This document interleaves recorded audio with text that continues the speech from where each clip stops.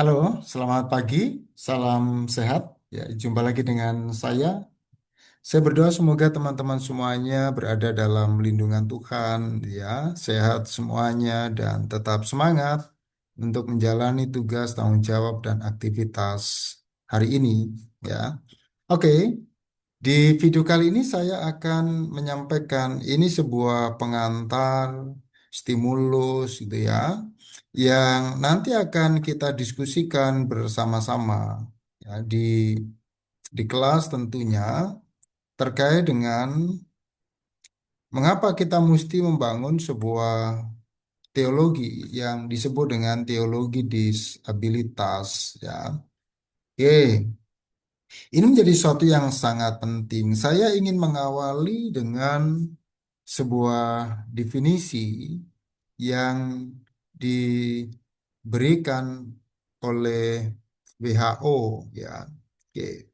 Nah, bicara tentang disabilitas, ini bukan hal yang sederhana, bukan soal terkait dengan environment gitu ya, bukan soal handicap misalnya, atau soal yang berada pada seputar maaf saya mengatakan pada seputar kecacatan ya.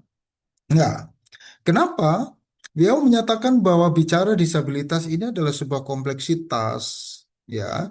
Ini adalah sebuah kompleksitas dan kalau kita melihat terkait dengan definisi disabilitas, pengalaman secara formal, ya, bahasa yang digunakan untuk merujuk pada kata disabilitas di Perundangan Republik Indonesia itu menyatakan bahwa kata disabilitas itu atau pengertian yang merujuk kepada disabilitas itu sebetulnya juga sangat bersifat dinamis, ya, dinamis dan mau mengatakan bahwa ia akan terus berkembang dan bisa saja konsep, istilah dan apapun namanya itu akan mengalami perubahan, ya, sesuai dengan pemahaman yang ada, ya, bisa saja termasuk kemudian soal kemana angin politik kita bergerak gitu kan, ya. Oke, jadi itu yang pertama, ya.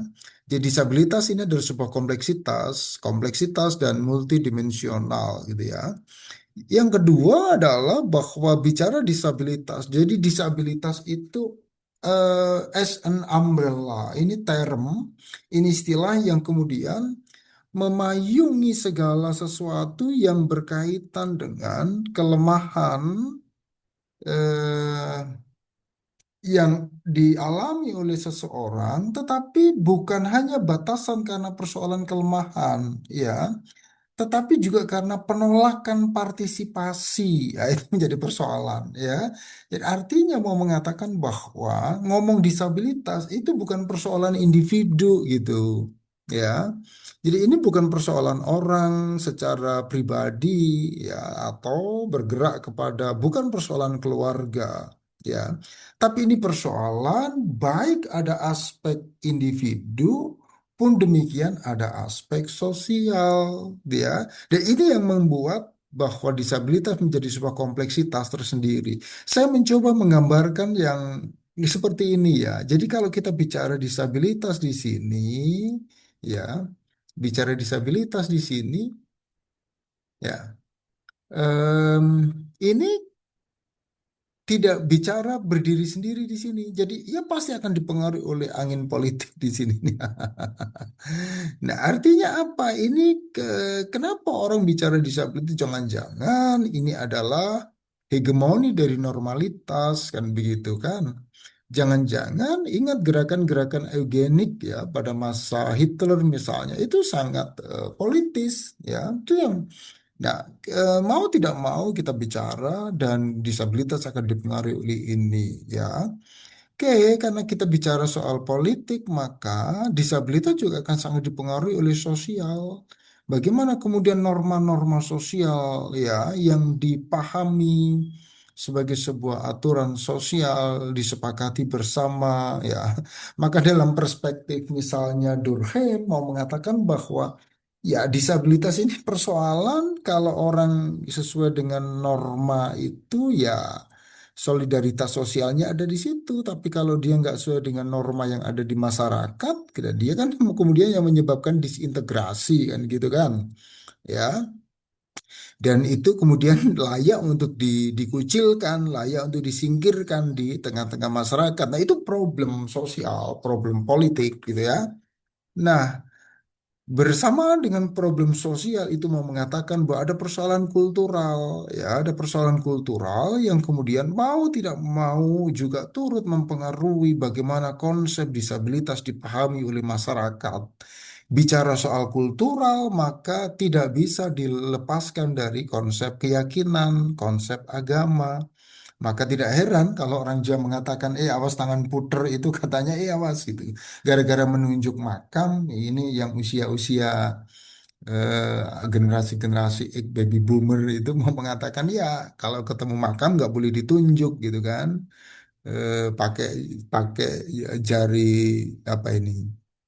Jari telunjuk gitu karena nanti akan mengalami persoalan dengan cara itu kan persoalan agama ya, teman-teman ingat di agama Kristen teman-teman akan membaca misalnya teks Yohanes pasal 9 ayat 23, teman-teman akan menemukan persoalan di sana ya. Nah, bicara soal disabilitas tidak bisa lepas dari persoalan medis, ya, dari persoalan tragedi kan begitu ya, pengalaman-pengalaman individu, pengalaman masyarakat. Nah, itu yang disebut bahwa ngomong disabilitas kompleksitasnya sangat tinggi gitu ya. Nah, ini menjadi bagian ya, kenapa kita bicara tentang disabilitas ya. Oke, nah teman-teman sekalian, Goffman dia menyampaikan ya di buku yang ia tulis terkait dengan stigma ya, Notes on the Management of Spoiled Identity gitu ya. Dia mau mengatakan bahwa disabilitas itu berkaitan dengan kondisi fisik yang tidak diinginkan ya. Kalau gak sama dengan norma masyarakat pada umumnya ya teman-teman akan mendapatkan stigma. Stigma apa? Stigma abnormal kan itu problemnya ya. Oke, itu yang ada di tengah masyarakat. Lawson mau mengatakan bahwa kenapa kita mesti bicara normal abnormal ya dalam konteks autism ya di buku Concept of Normality dia mau menyampaikan bahwa nah, disabilitas itu kan soal keragaman, sederhananya begitu ya. Ada orang yang sejak lahir rambutnya keriting, ada orang yang sejak lahir rambutnya lurus, kulitnya hitam gitu kan, gigi agak menjorok ke dalam, gigi rapi, gigi monyong dan begitu. Ada persoalan apa kan gitu kan? Ada perempuan, ada laki-laki, ada disabilitas, ada non disabilitas. It's normal gitu. Itu sebuah normalitas. Karena itu sebuah normalitas, maka nggak mungkin kemudian kita membuat kotak-kotak gitu kan? yang yang beda kemudian kita sebut sebagai abnormal. Nah, itu problem ya. Nah, oke, kita lihat dari pengalaman Deborah Beth Kramer gitu ya dalam tulisannya Disability and Christian Theology gitu kan. Oke, dia mau mengatakan bahwa pada umumnya masyarakat itu nggak perlu deh kita ngomong tentang lo normal, gue tidak normal misalnya, atau kalian normal, saya tidak normal, dan apapun itu. Karena dia mau mengatakan bahwa kita mesti berefleksi secara individual, berefleksi secara pribadi bahwa pada akhirnya kita mengenal apa yang ia sebut dengan open minority gitu kan. Open minority itu apa? Pada dasarnya manusia akan mengalami impairment, manusia akan mengalami ketidakberdayaan, manusia akan mengalami kelemahan dan itu yang kemudian ia sebut dengan open minority gitu. Nah, John Swinton hampir sama dengan Deborah Beth Kramer yang mengatakan bahwa eh, perspektif untuk melihat disabilitas bahwa disabilitas dan non disabilitas itu memiliki jarak yang sangat tipis. Dia bilang ini soal waktu gitu. Jadi disabilitasnya soal waktu. Kalau sekarang kalian lari kenceng, tinggal tunggu aja pada saatnya nanti kalian nggak bisa lari gitu. Oke, kita lihat buku yang ditulis oleh Svi Simard ya, Disability and Jewish Law ya. Oke, kalau misalnya ia mengatakan bahwa Kalau kekekalan itu adalah sebuah kesempurnaan, bahwa manusia itu sejak lahir ya diciptakan dari orok itu nggak akan kekal karena dia akan mati kan begitu kan? Nah, itu mau mengatakan bahwa dalam konsep yang seperti itu ia mengatakan, oh iya ya kalau begitu disabilitas ini gawan orok kan gitu ya, gawan bayi katanya kan ya sejak lahir dia akan begitu ya. Oke, itu yang disampaikan oleh Mark. Kita lihat di ini konsep beberapa konsep berhubungan dengan teologi ya, teks-teks Alkitab gitu kan. Saul Olian di buku Disability in the Hebrew Bible ya, dia bilang bahwa nah, kalau kita dilihat dari beberapa teks Alkitab, di situ ada pembagian imam itu harus memiliki tubuh yang seperti apa, siapa yang boleh jadi imam, siapa yang tidak boleh gitu kan, siapa yang boleh dikorbankan dan siapa, bukan siapa maksudnya, binatang apa yang bisa dikorbankan, binatang yang tidak bisa dikorbankan kan begitu. Ya, dan orang-orang yang mengalami, orang-orang yang berada dalam kategori semacam itu, dia akan mendapatkan stigma ya sebagai yang cacat gitu kan, dan ia mau mengatakan secara sosiologis bahwa disabilitas itu soal konstruksi ya, bukan soal dari sana atau soal dari lahir gitu, tapi ini soal konstruksi masyarakat gitu ya. Disabilitas adalah produk budaya yang berkontribusi secara signifikan terhadap generasi dan pemeliharaan ketidaksetaraan dalam masyarakat. Oleh yang bilang begitu. Oke, pertanyaannya adalah kenapa kita mesti membangun teologi disabilitas kan gitu. Nah, bicara soal teologi itu pasti dibangun oleh orang-orang yang bisa berpikir secara teologis kan begitu kan. Orang-orang yang dalam bahasa normalitas, ableism gitu kan. Ini kan soal konsep-konsep yang dibangun oleh kekuatan hegemonik kan gitu kan. Maka kenapa mesti teologi disabilitas? Maka disabilitas perlu menemukan cara bagaimana ia memahami dirinya sendiri begitu. Saya ada di sebuah artikel saya, artinya nilai diri disabilitas mesti kita lihat disabilitas menurut disabilitas, jangan disabilitas menurut non disabilitas.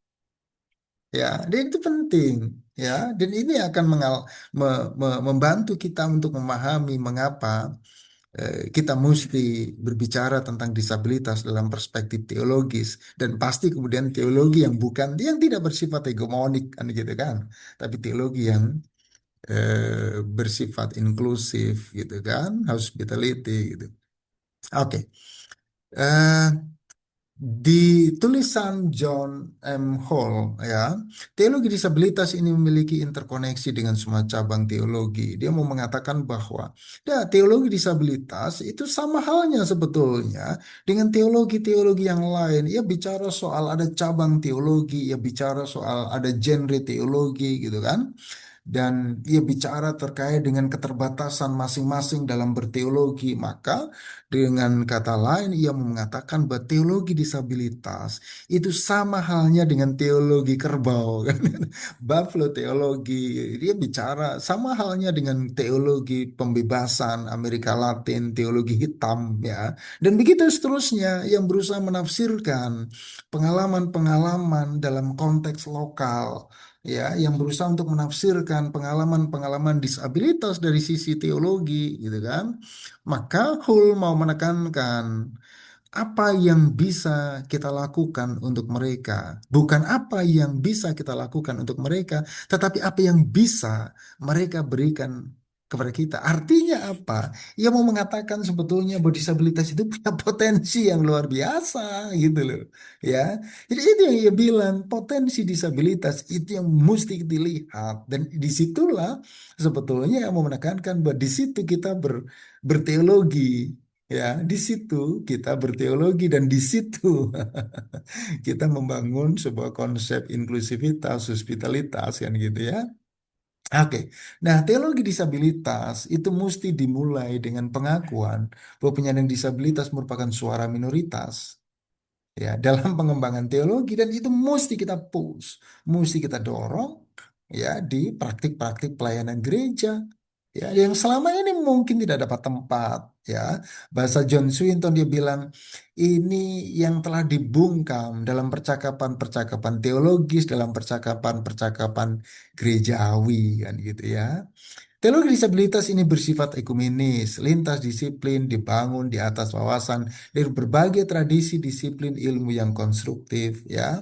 Teologi disabilitas berputar pada masalah waktu, bahwa kecacatan seseorang adalah bagian dari siapa mereka dan bahwa mereka akan membawanya ke dalam eskaton, bekerja dengan argumen tentu tentang waktu.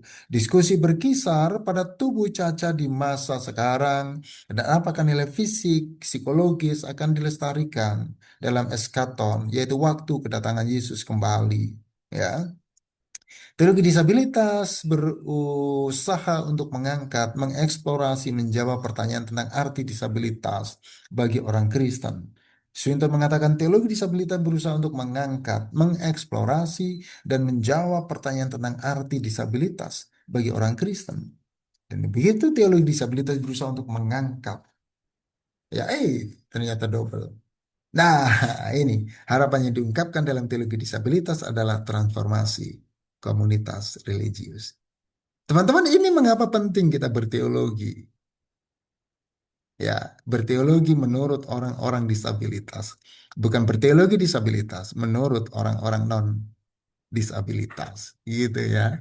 Oke, nah ini pengantar untuk kita sekalian sebelum kita diskusi jauh lebih panjang tentang teologi disabilitas, pendekatan-pendekatannya, dan banyak hal di dalamnya.